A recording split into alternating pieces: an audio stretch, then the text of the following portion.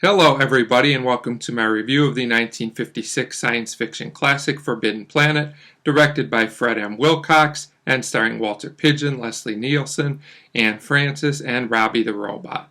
And Forbidden Planet is a classic for a number of reasons, the most of which is that it has a very intelligent script, especially when you consider when it was written in the mid-1950s, and it has a lot of other good things about it as well, which I will get into. First, to give a plot description of this film, basically a crew in space goes to investigate a colony that has not been heard from for a while, and when they get there they find out there's basically only two survivors, a man and his daughter, and supposedly some kind of unknown force or monster, I believe as they call it, wiped everyone else out, and nobody's really sure why these two survived. So that's the basic premise for our story, and I won't give any more than that away.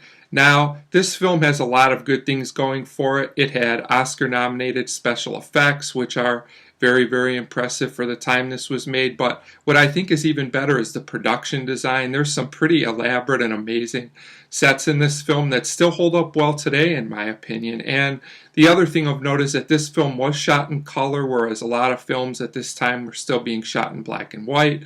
I love the old style black and white, but in this film I think color was the right choice. It really adds a lot being able to see all of these sets in color. It really puts you more in the mood of the film.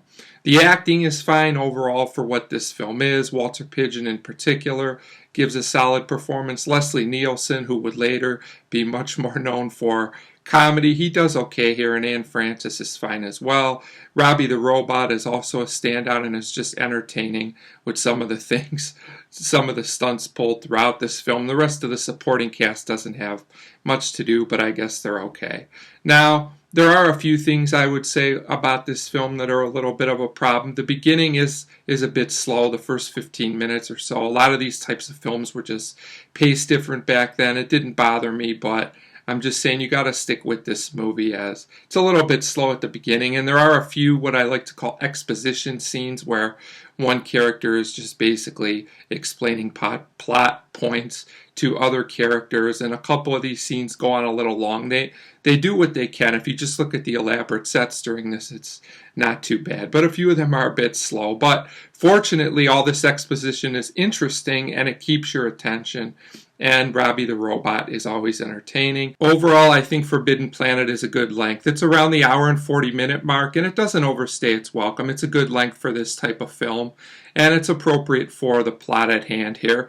And getting to the end of this film is worth it. You may figure out parts of the plot, especially to a modern-day audience. Some things might seem kind of obvious, but there's still enough twists and turns along the way to make it interesting, and I feel like the end of the film is pretty much fulfilling. So overall, Forbidden Planet is a classic film that I definitely recommend watching. It has a few flaws here and there, but there's definitely a lot more good than bad here, and overall it's a thought-provoking film, so I give Forbidden Planet a 4 out of 5. Definitely a film for fans of classic science fiction to watch, and just those that like thought-provoking stories, I think you'll enjoy it as well. So a 4 out of 5 for Forbidden Planet, and thanks very much for watching.